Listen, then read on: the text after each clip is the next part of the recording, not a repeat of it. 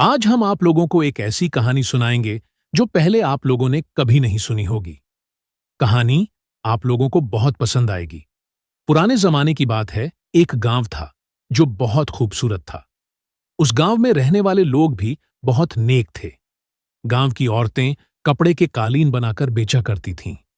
उस गांव में अलीजा नाम की एक लड़की अपने वालिद के साथ रहती थी। अलीजा बहुत खूबसूरत नेक लड़की थी। उसकी वालिदा बचपन में ही इंतकाल कर गई थी। अलीजा का वालिद मौजूद था।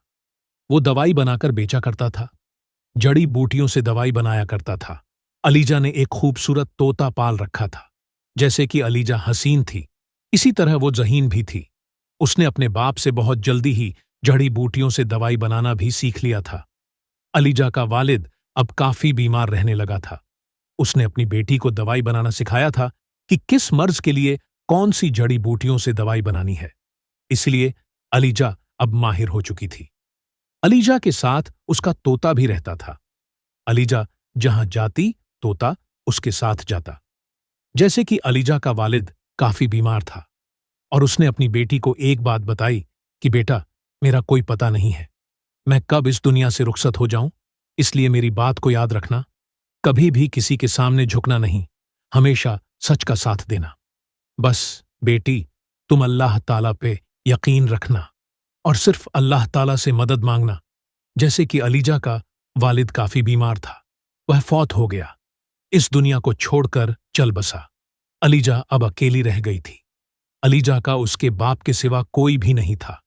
उसने अपने बाप के बाद अपना काम संभाल लिया था। अलीजा जड़ी बूटियां ढूंढ लाती और लोगों की बीमारियों का इलाज किया करती थी। अलीजा के हाथों में काफी शिफा थी। वह जिस शख्स का भी इलाज करती, वह सेहतयाब हो जाता। लोग अलीजा से काफी खुश थे कि लड़की बहुत हसीन है और समझदार भी है और हुनरमंद भी है। जब अलीजा के पास दवाई ज्यादा जमा हो जाती तो वह कभी कभार उस दवाई को शहर में भी बेच आया करती थी। जिस गांव में अलीजा रहती थी, उस शहर पर एक बादशाह हुकूमत करता था। वह बादशाह काफी जालिम था। उस बादशाह ने अभी तक शादी नहीं की थी और उसमें एक बहुत बुरी आदत थी कि उसको कोई भी लड़की पसंद आ जाती तो उससे जिना करता। उस शहर के लोग बादशाह से बहुत डर के रहते थे। अपनी जवान बेटियों को घर से बाहर नहीं जाने देते थे। जिस लड़की की भी इज्जत वो बादशाह खराब करता, वह लड़की अपनी सारी जिंदगी जिल्लत से गुजार देती। उसका कोई रिश्ता नहीं लेता था। वो हमेशा ख्वार होती रहती थी। लड़कियों की इज्जत खराब हो रही थी और अलीजा एक छोटे से गांव में रहने वाली थी। वह इस बात से नावाकिफ थी। वह नहीं जानती थी कि इस शहर का बादशाह बहुत जालिम है। उस जालिम बादशाह ने अपने सिपाहियों को हुक्म दे रखा था कि शहर के हर कोने में फैल जाओ। जहां कहीं भी खूबसूरत हसीन लड़की देखो, फौरन मुझे खबर करो। सिपाही भी बादशाह का हुक्म मानने पर मजबूर थे। एक मर्तबा ऐसा हुआ, अलीजा जब शहर में दवाई बेचने के लिए आई तो बादशाह के सिपाहियों ने अलीजा को देख लिया और बादशाह के सिपाहियों ने फौरन बादशाह को बताया कि ए बादशाह सलामत, आज हमने ऐसी शहर में लड़की देखी है। इस तरह की लड़की आपने पहले कभी नहीं देखी होगी। वो लड़की बहुत खूबसूरत है। आप जब देखेंगे तो आपको खुशी होगी। बादशाह फौरन कुर्सी से उठ खड़ा हुआ, कहने लगा, अच्छा, तो वह आज तक लड़की मुझसे बच कैसे रही? सिपाही कहने लगे, बादशाह सलामत, वो लड़की शहर नहीं रहती, वह तो छोटे से गांव में रहती है। बादशाह ने हुक्म दिया तो फौरन जाओ, उस लड़की को मेरे पास लेकर आओ। सिपाही हुक्म मिलते ही अलीजा के घर पहुंच गए। आधी रात का वक्त था। उस वक्त अलीजा दवाई बना रही थी। सिपाही आकर कहने लगे, ऐ लड़की, हमारे साथ चलो, हमारे बादशाह ने तुम्हें बुलाया है। अलीजा भोली भाली थी, कहने लगी कि आपके बादशाह को क्या बीमारी है, आप मुझे बता दीजिए ताकि मैं उस मर्ज की दवाई भी साथ लेती चलूं। सिपाही कहने लगे, हमारे बादशाह की मर्ज का इलाज तुम हो। उन लोगों ने यह कह के जबरदस्ती अलीजा को वहां से उठा लिया। अलीजा का तोता भी एक कोने में बैठा सारी बात सुन रहा था। तोता भी अलीजा के पीछे पीछे उड़ पड़ा। सिपाहियों ने अलीजा को लाकर बादशाह के सामने खड़ा कर दिया और तोता एक कोने में बैठकर बातें सुनने लगा। बादशाह अलीजा को देखकर काफी खुश हुआ। बादशाह को अलीजा काफी पसंद आई। अलीजा गुस्से से बोली, तुम्हारे सिपाही इस तरह मुझे उठाकर यहां क्यों लाए हैं? क्या करना चाहते हो? बादशाह सलामत बहुत नरमी से बोला कि तुम गुस्सा मत करो। तुम्हारे साथ बहुत अच्छा सुलूक किया जाएगा और इस काम के बदले तुम्हें काफी सारा इनाम भी दिया जाएगा। तुमने बस इतना करना है। आज की रात मेरे साथ गुजारनी है। तुम बाकी लड़कियों से मुख्तलिफ हो। तुम बाकी लड़कियों से खूबसूरत हो। इसीलिए मैं यह चाहता हूं कि तुम खुद को मेरे हवाले कर दो और इस काम के बदले तुम्हें काफी सारा इनाम दिया जाएगा और तुम्हें हिफाजत से तुम्हारे घर भी छोड़ाएंगे। अलीजा ने आगे बढ़कर बादशाह के मुंह पर जोर से थप्पड़ मारा। कहने लगी कि तुम तो अपने सिपाहियों से भी ज्यादा घटिया हो। तुम्हें बादशाह कौन कहता है? बादशाह सलामत को इस बात से काफी गुस्सा आया। बादशाह पहले अपने मुंह से यह बात कह चुका था कि तुम खुद को मेरे हवाले कर दो। अब बादशाह सलामत इस बात पर मजबूर था। लोगों के सामने यह बात कही थी। फिर बादशाह सलामत लड़की से कहने लगा कि मैं चाहूं तो अभी सबके सामने तुम्हारी इज्जत खराब कर दूं, लेकिन मैं ऐसा नहीं करूंगा। मैं चाहता हूं तुम खुद को मेरे हवाले कर दो और इस काम पर मैं तुम्हें मजबूर कर दूंगा। बादशाह ने सिपाहियों को हुक्म दिया, इस लड़की को फौरन कैद कर लिया जाए और इसे खाने पीने को कुछ न दिया जाए। सिपाहियों ने हुक्म मिलते ही अलीजा को कैद कर लिया। अलीजा अब जेल में कैद हो चुकी थी। उसका कोई कसूर नहीं था सिवाय इसके कि वह खूबसूरत थी। अलीजा का तोता भी समझ चुका था कि मेरी मालकिन को कैद कर लिया गया है। अलीजा का तोता सिपाहियों से छुपता हुआ अलीजा के पास जेल में आ गया। अलीजा ने अपने तोते को देखा तो कहने लगी, ऐ मेरे प्यारे तोते, तुम वापस चले जाओ, तुम्हें यह लोग मार डालेंगे। तोता कहने लगा, मैं वापस नहीं जाऊंगा, मैं आपकी मदद करूंगा। अलीजा कहने लगी, अगर तुम मेरी मदद करना चाहते हो तो मुझे किसी तरह खाने को कुछ ला दो, क्योंकि यह बादशाह मुझे भूखा रखकर हराना चाहता है और मैं इसके सामने हार नहीं मानना चाहती। तोते ने हां में सर हिलाया और वहां से फौरन उड़ पड़ा। उस गांव के पास फलों का खूबसूरत बाग था। तोता उस बाग में पहुंच गया और वहां से एक अंगूरों का गुच्छा तोड़ा, अपनी चोंच में लिया और फौरन अलीजा के पास आ गया। अलीजा ने वो अंगूर खा लिए। उनसे अलीजा का थोड़ा सा गुजारा हो गया। अलीजा अपने तोते से कहने लगी, ऐ मेरे प्यारे तोते, अब तुम यहां से चले जाओ।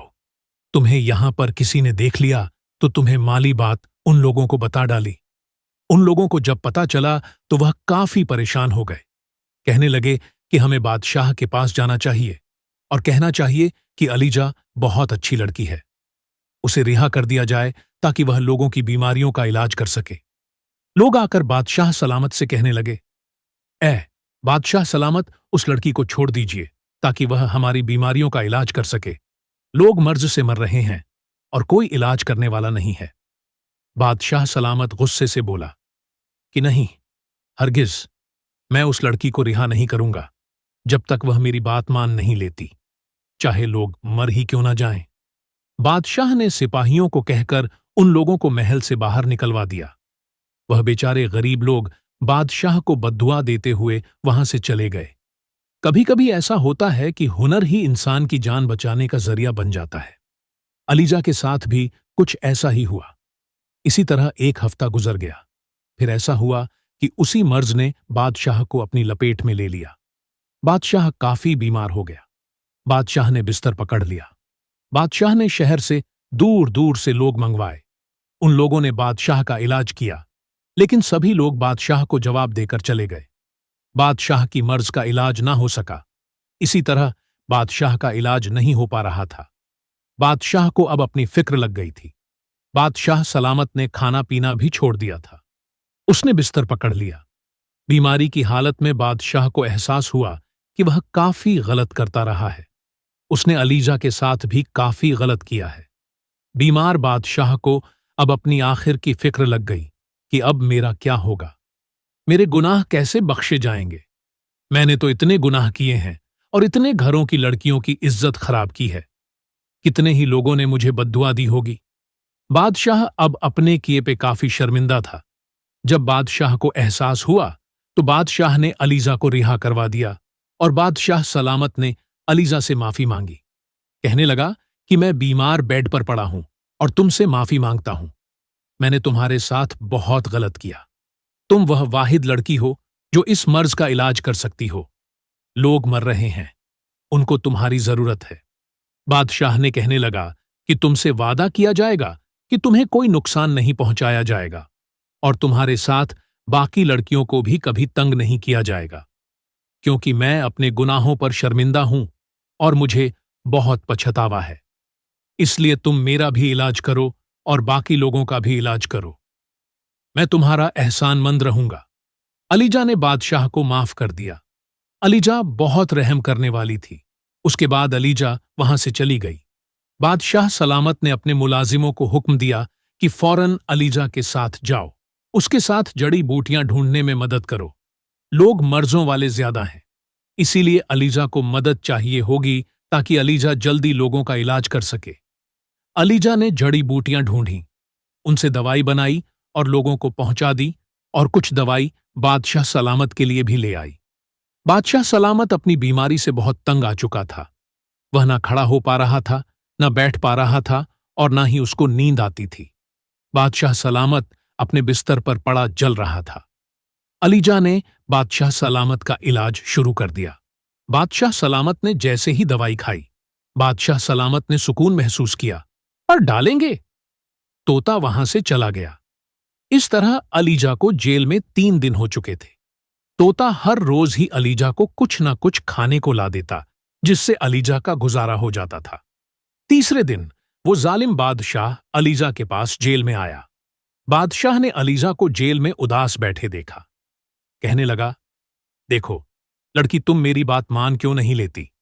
मेरी बात मानने में ही तुम्हारा फायदा है, और इस तरह तुम भूखी प्यासी रहोगी तो तुम्हारी खूबसूरती में कमी आ जाएगी, और मैं ऐसा नहीं चाहता।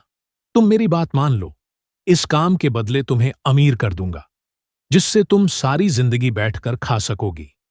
अलीजा ने कहा, ऐसा हरगिज नहीं होगा। मैं मरते मर जाऊंगी, लेकिन खुद को तुम्हारे हवाले नहीं करूंगी। यह सुनकर बादशाह सलामत को काफी गुस्सा आया। बादशाह सबके सामने यह कह चुका था कि जब तक यह लड़की खुद को मेरे सामने पेश नहीं करेगी, तब तक मैं इसको रिहा नहीं करूंगा। बादशाह सलामत गुस्से से पांव पटकता हुआ वहां से चला गया। इसी तरह इस बात को 1 महीना गुजर चुका था। वो तोता रोज ही अलीजा को कुछ न कुछ खाने को ला देता। इस दौरान शहर में एक खतरनाक मर्ज फैल गई। उस मर्ज ने काफी लोगों को अपनी लपेट में ले लिया। वो मर्ज गांव-गांव, शहर-शहर फैल चुकी थी। उस मर्ज से जब काफी लोग बीमार होने तो मरने भी लगे। अब लोग अलीजा की तलाश में निकल पड़े।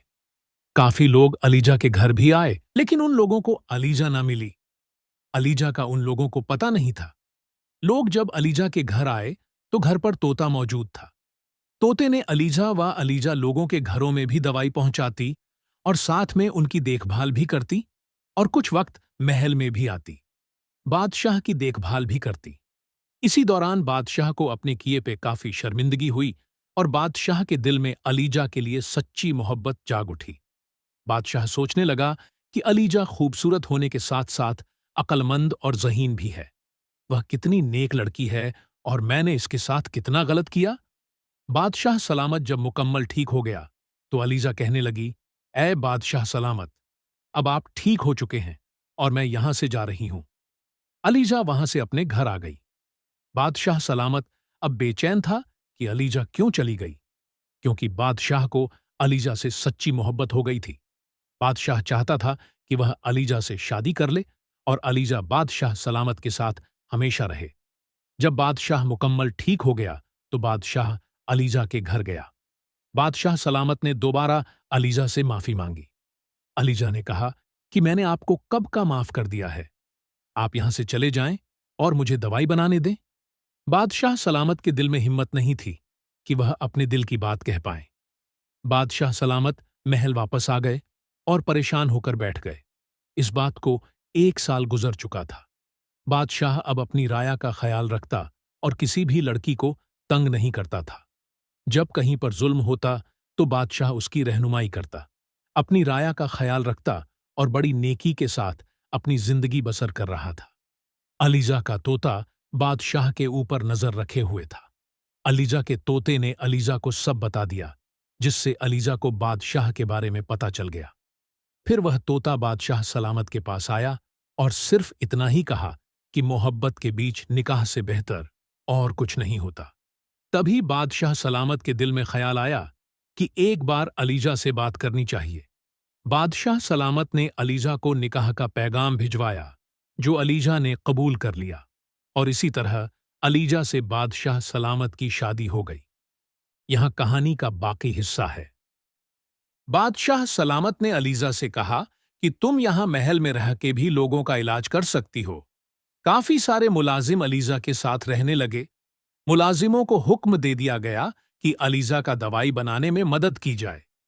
अलीजा अब बादशाह की बेगम बन चुकी थी, लेकिन उसने अपना काम नहीं छोड़ा था। वह अब भी लोगों का इलाज करती रहती थी। महल में एक खास कमरा अलीजा के लिए बनवाया गया, जहां वह अपनी जड़ी बूटियां रखती और दवाइयां बनाती थी।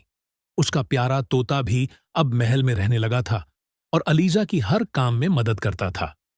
बादशाह ने पूरे राज्य में ऐलान करवा दिया कि कोई भी बीमार व्यक्ति महल आकर मुफ्त इलाज करवा सकता है। अलीजा के नेक काम की वजह से पूरे राज्य में उसका नाम फैल गया। दूर दूर से लोग अपनी बीमारियों का इलाज कराने आते थे। अलीजा सबका इलाज करती और किसी से कोई पैसा नहीं लेती थी। बादशाह भी अब बिल्कुल बदल चुका था। उसने अपनी पुरानी बुरी आदतें छोड़ दी थीं और एक न्यायप्रिय और दयालु शासक बन गया था। कुछ समय बाद अलीजा के घर एक बेटा पैदा हुआ। बादशाह बहुत खुश हुआ। उन्होंने बच्चे का नाम हसन रखा। अलीजा अपने बेटे को भी जड़ी बूटियों के बारे में सिखाने लगी। छोटा हसन भी अपनी मां की तरह बहुत समझदार और दयालु था। एक दिन एक पड़ोसी राज्य से एक राजकुमारी आई, जो एक अजीब बीमारी से पीड़ित थी। कई हकीमों और वैद्यों ने उसका इलाज किया था, लेकिन कोई फायदा नहीं हुआ था। जब राजकुमारी के पिता को अलीजा के बारे में पता चला, तो वह अपनी बेटी को लेकर आया। अलीजा ने राजकुमारी को देखा और उसकी बीमारी को समझा। उसने एक खास जड़ी बूटी की दवा बनाई और राजकुमारी को दी। कुछ ही दिनों में राजकुमारी पूरी तरह ठीक हो गई।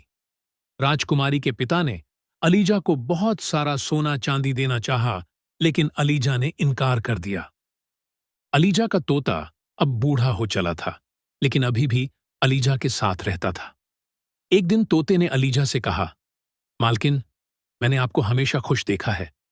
आपने अपने नेक कामों से न सिर्फ बादशाह को बदला, बल्कि पूरे राज्य को खुशहाल बना दिया है। अब मेरा काम पूरा हो गया है। कुछ दिन बाद वह प्यारा तोता शांति से अपनी नींद में ही इस दुनिया को अलविदा कह गया। अलीजा को बहुत दुख हुआ, लेकिन उसने अपने तोते के लिए महल के बगीचे में एक खूबसूरत मकबरा बनवाया। साल गुजरते गए। अलीजा और बादशाह सलामत ने मिलकर अपने राज्य को खुशहाली और न्याय का एक आदर्श राज्य बना दिया। उनके बेटे हसन ने भी अपनी मां से दवाई बनाना सीखा और बड़े होकर एक कुशल हकीम बना। अलीजा ने अपने राज्य में कई अस्पताल खुलवाए, जहां गरीब लोगों का मुफ्त इलाज होता था। उसने लड़कियों के लिए भी स्कूल खुलवाए, ताकि वे भी पढ़ लिख सकें और अपने पैरों पर खड़ी हो सकें। बादशाह सलामत हमेशा अलीजा का शुक्रगुजार रहा, क्योंकि उसे पता था कि अलीजा ने न सिर्फ उसकी जान बचाई थी, बल्कि उसे एक बेहतर इंसान भी बनाया था। अलीजा ने अपने पिता की सीख को हमेशा याद रखा, कभी किसी के सामने न झुकना, हमेशा सच का साथ देना और अल्लाह पर भरोसा रखना। अलीजा और बादशाह सलामत ने लंबी और खुशहाल जिंदगी जी। उनके राज्य में शांति और समृद्धि थी। लोग उन्हें प्यार और सम्मान की नजर से देखते थे। अलीजा की नेकी और दया की कहानियां आज भी लोग अपने बच्चों को सुनाते हैं। यह कहानी हमें सिखाती है कि नेकी और सच्चाई की हमेशा जीत होती है। बुराई चाहे कितनी भी ताकतवर क्यों न हो, अच्छाई उसे हरा देती है। अलीजा जैसी लड़कियों से हमें सीखना चाहिए कि मुश्किल वक्त में भी अपने सिद्धांतों पर डटे रहना चाहिए और कभी गलत काम के आगे झुकना नहीं चाहिए। कहानी यहीं पर खत्म होती है। ऐसी और भी प्रेरणादायक कहानियों के लिए चैनल को सब्सक्राइब करके जाएं। शुक्रिया।